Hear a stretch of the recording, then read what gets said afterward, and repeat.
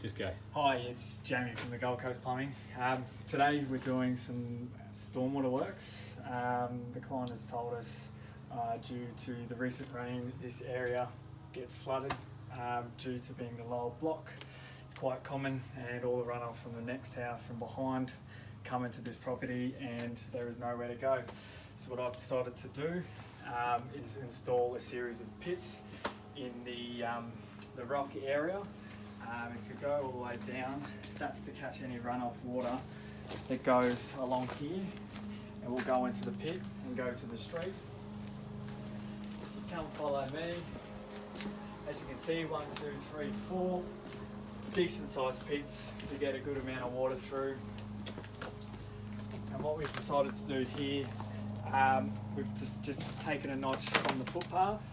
We've decided to put a channel grate there to catch any runoff water, and one more pit in here where it's sort of a low area and where the fall of land goes, and next time it rains it won't flood again.